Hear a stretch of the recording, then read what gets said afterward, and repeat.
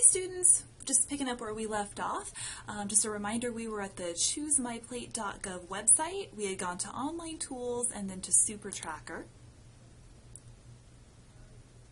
And once this comes up, we just click on this big blue SuperTracker icon here. And so really what I wanted to do in this little segment was to show you how to create your profile and then get started entering foods. So the first thing that's important to do is to go ahead and click on this blue button here that says create your profile. This way everything that you enter and everything you do from here on out will be customized to you, and that's a really important part of this project. So you're going to click on this. And then you can enter whatever profile name that you like. I think there is a character limit. I'm not sure exactly what it is, but it can be it doesn't have to be your real name. It can be just sort of an alias. I'm going to call myself,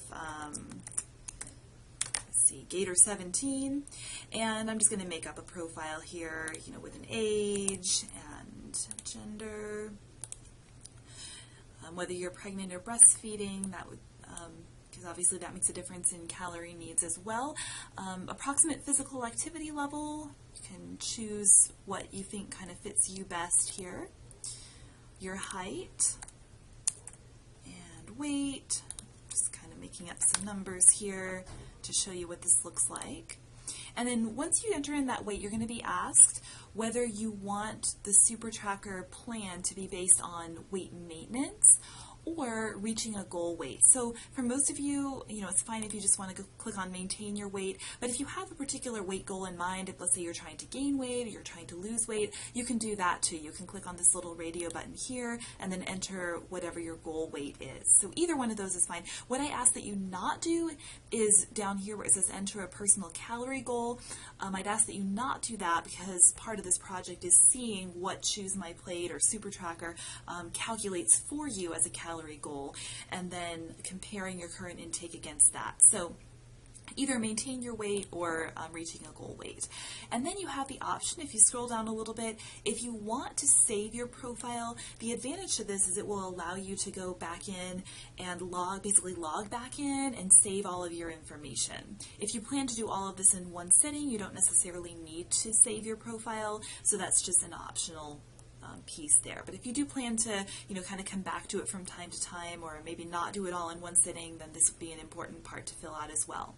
But let's say you've done it all. Just make sure we've filled out all the information here. You can click on Submit down here at the bottom.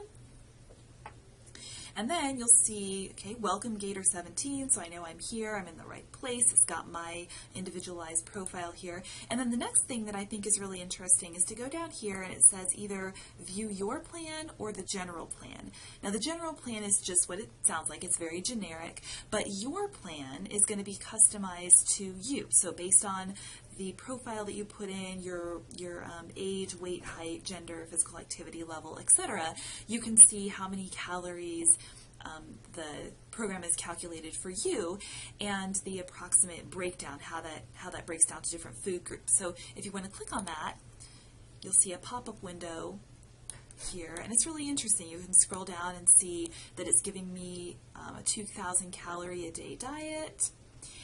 And if I scroll down, you can see that it's broken that down into 6 ounces of grains, 2.5 cups of vegetables per day, including lots of different subgroups, like 1.5 cups of dark green vegetables, 5.5 cups per week of red and orange vegetables, and so on and so forth.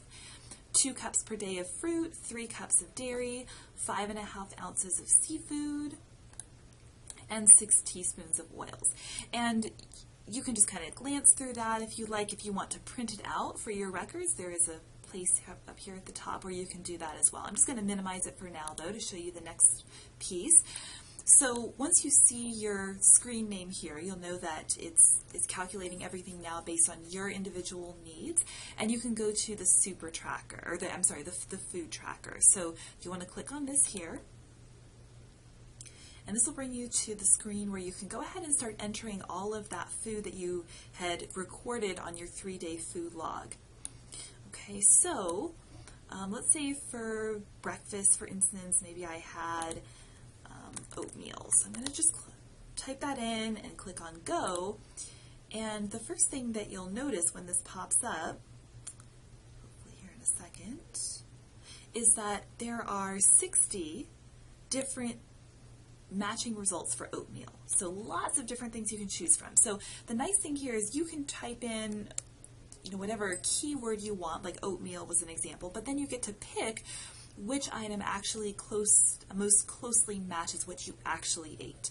So if I scroll down here, and I'm just going to pretend, let's say that I had instant oatmeal and I cooked it with milk, but I didn't add any butter or oil or any other type of fat. So I think that this would probably characterize best what I actually ate, so I would click on that. And then you can see here that you have an option to put in your amount. So if one packet prepared is approximately what you ate, then that's great. But if you also have the option to change the amount here, or even change the unit. So maybe I didn't eat it as a packet, but instead I measured out in cups, for instance. I could click on this as my unit instead, and then say, well, maybe I had 1.5 cups. All right, so adjust that as needed till it best characterizes the amount that you actually ate, and then choose the meal. So I had that for breakfast, and then add. And once I click on this, it's going to start actually populating this little graph over here, showing how my food is starting to fill up these food groups for the day. So now I can click in right here and type in another type of food. So let's say with that I had a glass of orange juice. Okay, and there's 13 items that actually match that. So again, pick the one that best kind of corresponds. And so let's pretend that I have mine out of a carton. We'll click that there. And let's see what my options are here. So I can do it in cups, I can do it in fluid ounces, fun size boxes, there's even McDonald's cartons and bottles, so lots of options for the actual units that you use. So let's say that I want to measure in fluid ounces, and maybe I had a 12 ounce. It's not giving me that option, so I'm going to do cups instead, and say maybe 1.5 cups of that, had that for breakfast, and add. Okay, so you can see again how this is starting to populate, and obviously that was fruit, so that's starting to add up in my fruit group. All right, so now let's say that I am wanting to go on to the next day. All right, then so today is 3/6, so I'm just going to go ahead and click on this little arrow. That'll bring me to the next day. That's 3/7. Okay, so now I can go ahead and start clicking in things for, or typing in my food for the next day. Okay, so I'm just going to make something up here to give you an example. So grilled cheese sandwich.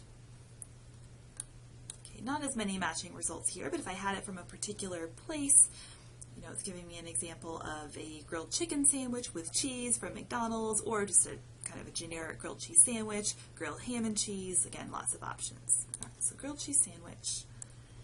Maybe I had that for lunch. And add. Of course, I'm not putting in all my foods, but just a few kind of examples.